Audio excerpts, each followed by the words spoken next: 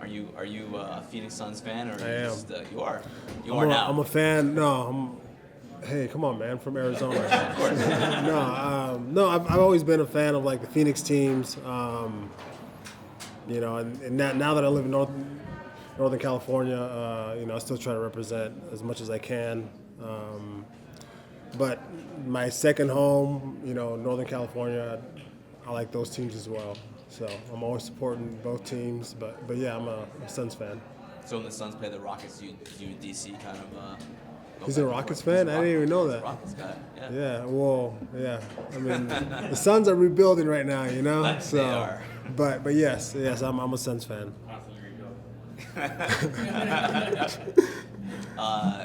It's been a while since we've seen you, man. How are you feeling? How's the health? Feeling good. The health is good. Feel strong. The time off was good, man. It was something that I really needed, for my body and for my mind to kind of take a step back and kind of regroup, and so I feel good. I've had a great training camp. So yeah, man, I'm just ready to go out there and do this. Is it hard not to rush back? Because I imagine that when you're out, all the mentions on your social media are probably like, Cain, when are you coming back? When are you coming back? When are you coming back? Over and over and over again. Is that hard?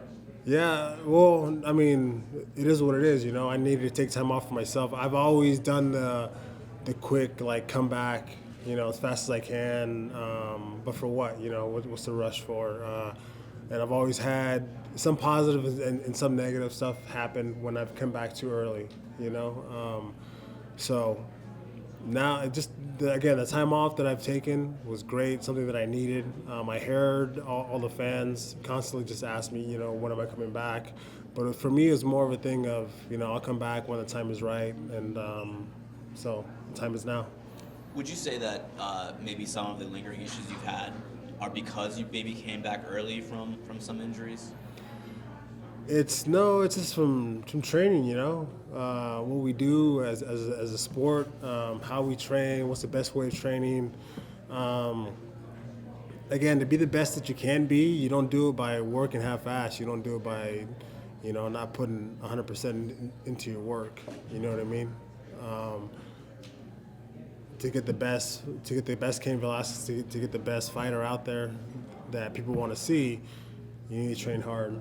And that's the only way that I know how to do it. So you're training as hard as you ever have, despite all of the Yes. I guess setbacks that have Yeah. happened. Yeah. Yes, I am.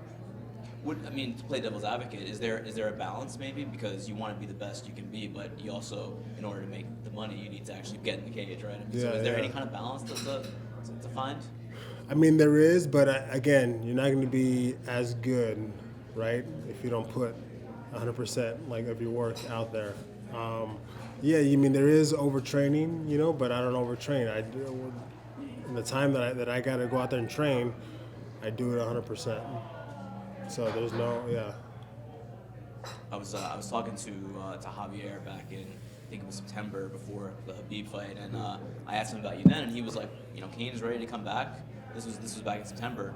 Just a matter of figuring out, I guess, the X's and O's, the numbers wise. Mm-hmm. I guess all that is figured out now with the UFC and the contract stuff. Yeah, it all had to make sense as well, for me to come back. Again, it takes a lot out of me from the training aspect. I mean, but I love it. I love what I do. I love to go out there and train. I love to train, with high intensity. I'm so competitive. I'm so competitive just in my daily life that that's just how I am. Even when I'm going into training and I try to back off a little bit, but it's the competitiveness in me, to go out there and to win, even in small things. So. It's a good and bad, but again, when everything goes right, then you get the best Cain out there. Did they make it worth your while financially, though, for They did. this fight and for the future? Yeah, they did. It's something that I'm happy with. Something that for me and my family makes sense. So, that now that we got all that squared away and took the time to get everything right, I'm ready. Yes. It seems like the belt is kind of off the table for a while here. In what way does it change your motivation getting ready for this fight and this new run, this new year? Again, man, for me, it's just getting back. You know, it's all the motivation I need. You know, just to be in the gym and being able to do everything, to train everything. For me, the motivation is just I love to train. I love to go out and fight. You know, I've never needed any extra motivation. You know, if I get to do what I love to do, then I'm good. I'm straight. You know. Was Ngannou the first opponent they approached you with for the comeback? Yeah. Yes. Dana once described his power as a Ford Escort, the power of Ford Escort. If you had to describe your own power, Ford Escorts suck. They're weak. So could you use a different sort Weak of ass Ford power Escort. for That's the best thing he could come up with. He said Ford Escort. That's it. That's the one. The fuck is that? Okay. So what car would be Cain Velasquez's power? I don't know. Shit. It'd be something better than that. Anything would be better than that. They don't even make Ford Escorts anymore, do they? No. No, I know Francis hits hard. You know, he's really powerful with his hands. Just a really strong guy. I know that. You know, he's very dangerous there. It's like anything, you know, it's just a chess match. We got to go out there and beat him the best way that we know how, the best way that we can. And that's just with everything, you know, with the strikes, with the wrestling. You know, just if the fight goes 5 rounds, just make it a 5-round war. You know, that's what we have to do. But I know he hits hard. You know, we have to be aware of that. That's his strength. So. You're a big car guy. I feel like the escort thing kind of offended you. It should offend Francis, not me. I wasn't called a Ford Escort. I wanted to circle back for a second. You said that if things didn't work out contractually, you were ready to, you know, maybe call it a day in MMA. Yeah. How close did that come? I always thought about it, you know. Just me and my family, we've talked about it, you know, my wife and I, and again, if it didn't make sense, yeah, I'd be able to walk away, and I would be okay with that, you know. There is life after fighting, so you know, it's all about that. I have kids now, and you know, it's all about that longevity, you know. But it just had to all make sense, so it has. How would you have fulfilled that competitive streak of yours, the one you were just talking about? I'd find it in something, you know, anything. Yeah, I mean, whatever I would do, I mean, I would find it in something, and I would be the best that I could at it, you know, at whatever I found. Can you say that you don't need any extra motivation of a belt going into a fight? But is there a difference to the hunger that you had when you first won the belt and then you won the belt back to now? Is there a different hunger that you have going in? No, it's just the same, you know. It's the same amount, I would say. It's just for me. It's been a while, you know, since I've come back and fought. So I feel great coming back, and you know, it's like even a couple years ago when I had those little injuries trying to train. I mean, it's different now. I'm not dealing with that, you know. So it's like there's more positive, I feel like now, you know, than there was back then. You know, there was doubts. It's like, well, I don't know if I'm ever gonna get better, you know, like physically. Are these injuries always gonna be a part of my career, you know? And now training and stuff, it's like it's not, you know. So. When you see, I'm sure you've been watching heavyweight fights the past few years. When you see a lot of these guys gas out, are you thinking to yourself, I can't wait to get back in there because I have a cardio pace that these guys couldn't keep up with? And you saw Derek Lewis and Ngannou, they were tired and couldn't throw a punch. Yeah, you know, when you see that, you know, it's just different body types. I mean, like Francis and Derek Lewis, those guys are just big guys, you know. And I understand that if they throw a lot of punches, then they're gonna get tired. I have a different body type. I'm a smaller heavyweight. I move a lot more. You know, my attribute is my cardio and just all the pressure that comes along with it. So it just comes down to body type. You know, with those guys, I know that they are going to get tired. So just got to go out there and weather the storm, and hopefully you get them into those later rounds, be able to kind of make the fight a little easier for yourself. And that's for me speaking. Cain, obviously, while you were out, you had Stipe become heavyweight champion, and he broke the record for title defenses. A lot of people were saying, we thought it was going to be Cain Velasquez. Mm-hmm. For you on the sidelines, what was it like to just watch that and watch his run, knowing that you weren't in action? No. Stipe just put in work when he needed to do it, and he performed when he had to do it. So I'm like, my hat's off to him. With the guys that he's fought in. I believe he's been a great champion. I knew just going in, like watching him throughout his career, I knew how good he was. But when Daniel had the opportunity to fight him, I didn't see anywhere where Daniel would lose that fight. And I was pretty confident in that. And speaking with Daniel for his training camp, I just didn't see it, And now, obviously, DC and Stipe, they're kind of doing their thing on social media, and we know that DC, he's holding out, for the Brock fight, possibly, John Jones rumors. But what do you think about Stipe, because he was on such a dominant run, pushing for a rematch for the belt? Hey man, it's just the way it went, This is a lot of entertainment in the sport than actually being like a legitimate sport. So anything can happen at any moment, and just because you were the reigning defending heavyweight champion doesn't mean you get a title shot right away. Final one from me is that, you versus Stipe, is that still a fight that you might entertain, or is it just something, if the UFC offers it after this one? Yeah. Both, he's obviously a guy that's been a champion for a while, has fought a lot of great guys and has won. And I've never fought against him. I think, I've always looked at that matchup of how would I match up with him, and, I think he's a great champion and all, or was a great champion.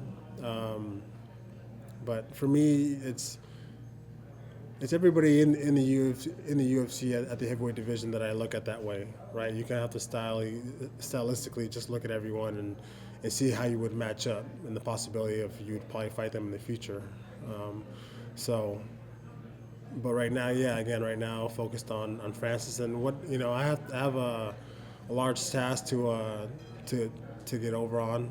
I believe Francis is a tough guy, a dangerous guy, more than anything. So just looking at this fight right now, really focused on it.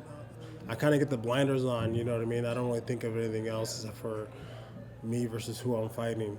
And that's just so focused on that. How much of you and Daniel, maybe not at all, talked about the future of where you guys are, the division? Mm-hmm. It seems like Daniel is now not going to retire like he had planned this month, or I guess next month, and he's going to continue on. Have you guys discussed that at all? For me, it's just like I'm busy in what I'm doing, and for Daniel, it's just whatever he wants to do, whatever he wants to do. If he wants to retire soon, then I believe that, then do that. But if he doesn't, I understand him as a competitor. He's an extremely competitive guy. He's a gamer. When time comes, he's on. So the thing of it, again, it all depends on what he wants to do. In his career right now. So I got his back 100%. Whatever he wants to do. He has my support. Is that an opposition because, if you're obviously one of the best heavyweights in the world, and you're looking up and a guy that you're not going to fight is the champion? Is that kind of a strange position where, what are the goals in that sense? I see it as, because we've helped each other out with our whole careers, coming into the UFC or into fighting. Whenever he goes out there and wins, like that's a part of me winning, out there. I've helped him, and vice versa. He's helped me, and I know he feels the same way. When he fights, there's a lot of pressure on me.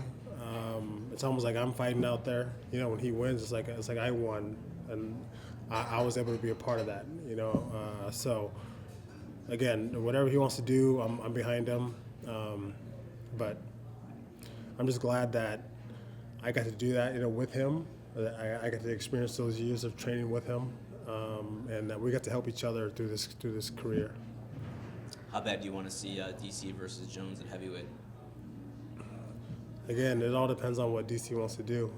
If he wants to do it, then I'm behind him. I'm supporting him. But if he doesn't, then I understand as well. Like, then that's not for him. I understand that. So it's not so much that I want to see that matchup so bad. It's more of just whatever DC wants to do. I think he's done. Look what he's done. Does he need to do more? That's up to him. But I think on whatever he wants to do, I'm good with. I'm happy with. Is that a way different fight at heavyweight compared to 205? You think? Is it a way different fight?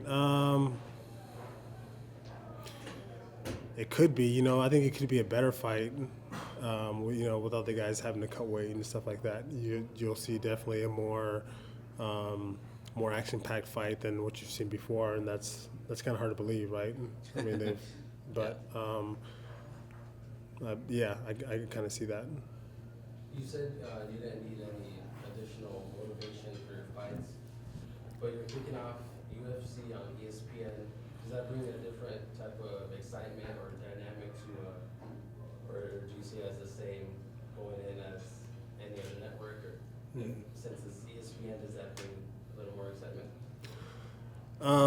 It was just the fact that I get to fight in Arizona. The timing was perfect. I felt good and ready, and they proposed this fight for me, and with Francis, I thought it was a good fight matchup, and just to be in Arizona, it's like it's perfect. So I jumped on it, and yeah. You mentioned Arizona. You went to school there. Ryan Bader's the Bellator champ right now. He's also from there. Kevin Gaston was here a few weeks ago with us. I believe he went to school in Arizona. Is Arizona overlooked as a little bit of a hotbed for fighters? Like, what do you think separates Arizona fighters and people that come out of Arizona from other fighters? I think it being, this might not be right, but kind of don't quote me or whatever. I don't know. But you kind of think Arizona State's a party school, Like me going into college, I didn't know what I wanted to do after college. I knew I wanted to keep just to wrestle, and I'm sure a lot of people are in the same boat. They're, that the majority of their mental is to be there for their sport and to wrestle. So we've had a long lineage of great UFC champions from Arizona State. And I think it has to do with part of the partying, theme, we're there to wrestle and, and have fun, and we just like to fight. So the partying prepares you to be a better fighter? Well, because you might get in a fight at a party. So I guess. No, for sure. I don't know. Do you have a better explanation? Yeah. It's not only fighting though, it's like James Harden too. Huh? Arizona State. James Harden's doing this. Harden, yeah, from basketball, yes. He didn't fight. Play basketball. But we have Don Fry that went there, Dan Severin, Dan Henderson, John Moraga, Ryan Bader, CB Dalloway. My head coach, Tom Ortiz, is actually going to schedule a fight again. This is his third fight. He's like 50. He's like 70 years old. And then Aaron Simpson was our assistant coach. He fought. Again, long lineage of great fighters from Arizona State. So You kind of showed up at the WWE Performance Center last summer, and a lot of people were like, "Whoa, what is Cain doing with WWE?" Was there anything to that, or was that just kind of a fun week for you down there? No, it was more like just a learning process for me. It's obviously it's a different sport. There's a whole different way of doing it. So for me, just take the opportunity to see if I could even do it. If does it translate over from what I've done in the past to this, or is it something totally different? I found that for me, I learned a lot of the stuff just really quickly from past experiences, from wrestling and from MMA. And it's like working with someone instead of kind of working against them and trying to beat them, which I thought was super cool. Really good atmosphere with the people that are there, the coaches. And there, you're team together. You're helping each other go forward and try to make WWE the best thing that it can be. And just that mentality is awesome. It's different than what we do here in mixed martial arts. We have teams that we're associated with, yes. But as far as the whole sport in general, I mean, we're not really all working all together for the same goal. It's a little different, it's a little more self-centered. WWE might seem that way, but it's not. It's people working together. It's the people, in charge, like Triple H, helping everyone to be their best. And that to me is something that I haven't experienced since I was in college or in high school. So that to me was great. Just really positive work environment, so it was awesome. So what was the prognosis? Can you do it? Hell yeah. Is that something that you're interested in doing? I am, just because, again, like the transition for me, I found like was pretty easy. Not pretty easy, but it was. It was. I'm pretty athletic for a big guy. I learned by watching, somebody doing something. I can do it pretty well. I've never been a guy to be sitting in a classroom and trying to learn that way. That's never been me. But to be in a setting like that where you're hands-on, learning that way, that's the best way I learn. Did you work on a finisher? Hmm? Did you work on a finishing move? I did. Oh. Not like to my particular, but I mean they had a ring there that's really soft that you can jump off from the top ropes, So you went top rope, you did it all. To the top, yeah. No, man, I did it all. It was, again, I was there, just did whatever like they asked of me, Like no, I'm not doing that. Like that wasn't me. I was in there doing everything they asked, trying to learn just the baby steps and kind of go up from there and just also have fun in the process. Diamond Dallas Page was there doing his DDP yoga before every workout session that we did, and it was great. Again, just everybody meeting up to do that and before everybody worked out. It was just a great community to be a part of. So I want to circle back and ask you, because you said that there's life after fighting, and there are things that you maybe would want to do that you still want to be the best at. Could that be one of those things? That could be one of those things, yes. Yeah. With that too, it also takes time. I need to be in the gym more, to do that. I got to be engulfed in it for months and months to be the best that I could at it. I'm not looking to go in and just to do it half-ass and do some appearances here and there. Again, if I'm going to do it, I'm going to do it 100%. That's just the way I am. Have you seen like Ronda? Like she's made an incredible amount of progress in just a year. I mean, she's incredible. Yeah. We've my family and I just like started watching it as a family. Introduced it to my daughter Coral and my wife's never really watched it before either, but now that we've started watching it, they love like the drama that's associated with it, and they both get really into it, so it's cool, that we all get to be a part of something like that, and we all get to kind of experience it, for the first time as a family. So a lot of great times, a lot of great moments, you know, of practicing that, and also, you know, being with my family and just kind of experiencing it. So. Okay, you're gonna go in being a heel or a face. Have you thought about that yet? The good guy, bad guy going into that? Yeah, well, that, I mean, that would have to take time, right, with like development of character, I guess. Yeah. What are you feeling? Are you feeling more heel, feeling more I don't face? know. I don't know. I think the people will like see me as like the hero. I guess. I don't know. But I could play the heel as well. So Either one? I could, yeah. Brock versus Cain too, maybe. Yeah. There, or in the fight game, yeah. Okay. Either one, maybe both. Yes. Both back to back. In the UFC, you've never shied away from showing your pride, your heritage, your family, you know, being Mexican. If you Yeah. went into the WWE, would your character also have that Latino Mexican, you know, would you go in there with that? Definitely, you know, I think it's just a part of me. You know, it's a part of how I grew up. So, yeah, I think, yeah, definitely, I would have to do something like that. That's the way that I would see myself doing it. You know, it would have to be some type of Mexican, you know, like swag into it. Before, when you would go into the octagon, they'd want to put a lot of that, you know, your community, you representing your community on your shoulders. Are you getting to a point in your career where that's more like, are you thinking of yourself more as an individual brand, or do you still carry like your people with you every time you go in there and fight?